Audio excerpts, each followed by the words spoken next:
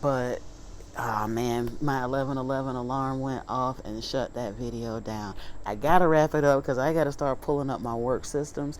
Um, but what I was saying is, me doubting my clairaudience called me to call into question my twin in such a way that I really truthfully caused, it wasn't an argument because we really have never argued, but it was like the second disagreement that we've ever had in knowing each other almost a decade because of this situation keeping so much kick up. So truthfully at this point, I didn't want to sit with the Baron because I didn't want to hear what he may or may not have to say about my twin. But I'm at a point spiritually where whether I want to hear what he has to say or not, I know I'm ready to hear what he has to say. So I got up that next morning. I slept on it today. I didn't want to do anything rash because he's a good reader, but he ain't a cheap reader. So I had to make sure that I was getting the right reading and the this and the that. But as it turned out, I was able to get an appointment for him, and Spirit led me to get an Orisha reading because I have had some connection with Oshun and Yemoya, but I needed to know what's going on with that. I may do an ancestor reading lately, but I heard on Real Clear Sunday, so I won't even press for an ancestor reading Sunday. But I made an appointment to sit with him, and we're going to see what he has to say. And like I said, I may not want to hear it, but I know it's essential and I'm ready to hear it because it's time for me to come unstuck. It's time for me to read more consistently for the collective.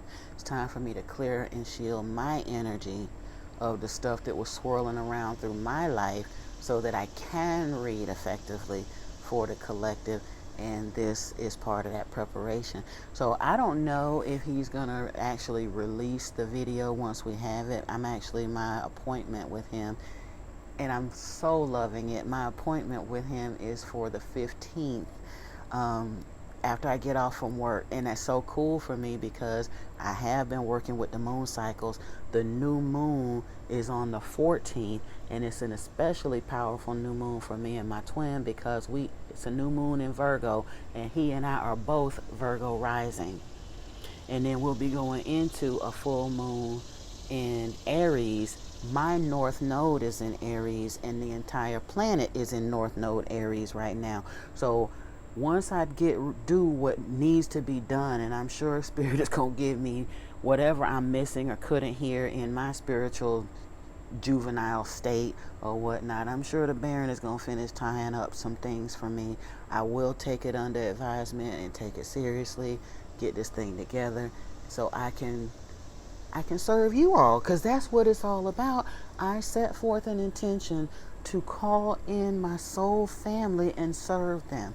And together, my soul family and I are going to do something that Spirit has shown me. We're going to get to put together a project that's going to serve humanity in some beautiful ways. And I'm just trying to get suited and booted to be a soldier in God's army. We're the chosen ones. We got to. Because if we don't do it, who will?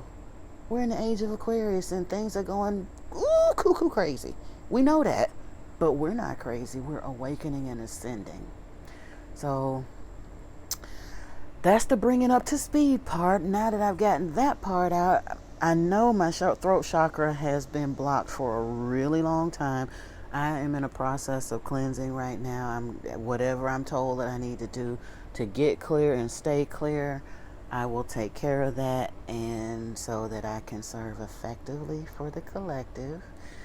But yeah, that's where I'm at, and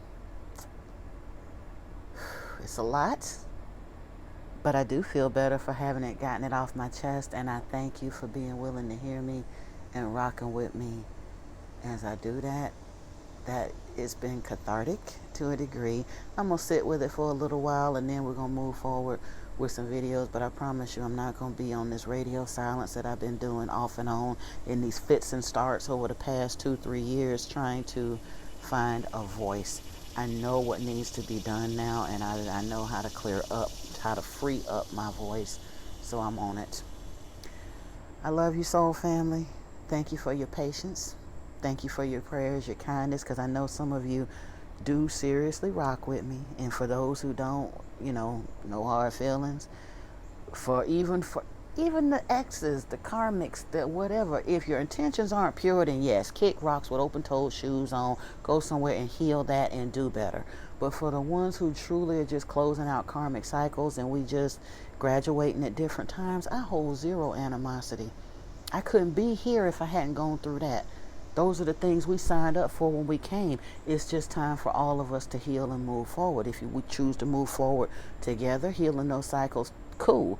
But most of us, the cycles were so karmic and so painful, we're probably better off to keep each other in our rear view mirrors with peace and love and wishing well. That's the way to heal. Love you, love you, love you all. I am going to talk more about that whole exes as friends thing, because I hear a lot of people saying that. It's not people. It doesn't matter. It doesn't depend. If you want to bring a healthy love into your life, you cannot hold on to a toxic karmic ex. You think they were your friends. We gonna remain friends. No, we not. They weren't your friends. Stop doing that, ladies. These cats will stick around and they won't even tell you. Women don't want to accept the fact your male friend, whether you've ever slept with him or not, has at least thought about it. If you're not a blood relative, I guarantee you, if he's heterosexual, if he's straight, he has thought about it. And most of them will accept the friend zone, waiting for a chance to get in there. And as far as the ones that he has hit them skins before, if he's ever been inside your temple, there's still an energetic bond there. And if he puts you or allows you to put yourself in his friend zone, he's siphoning off of your energy. And he will hit it again if he gets an opportunity to.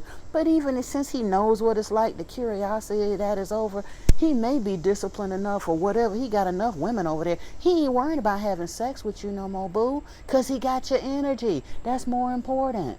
Stop letting these dudes do that. They know what they're doing, and they'll sit around and play friend and be a shoulder to cry on and sit there and listen to you talk about every dude you date from then until when.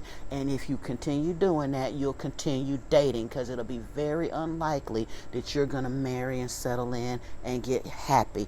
Or if you do marry, you're going to be in divorce court soon if you keep trying to keep this dude in your rear view. Because a real man is not going to accept you having another man that you have carnal knowledge of, or has carnal knowledge of you. A real man is not going to accept you in your life dragging along your dirty ex.